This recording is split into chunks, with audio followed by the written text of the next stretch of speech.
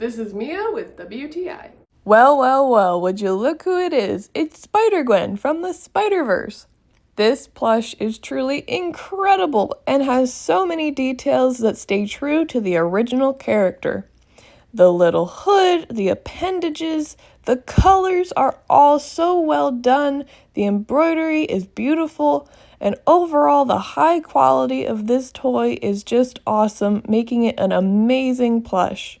And it's really cute. I mean, just look at it.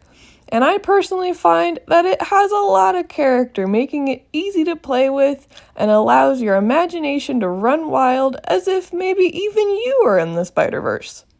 Overall, I love this plush. It's soft, squishy, and just adorable.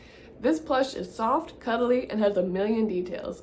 I absolutely love it, and I would definitely recommend getting it for yourself or for a loved one who is a fan of the Spider-Verse.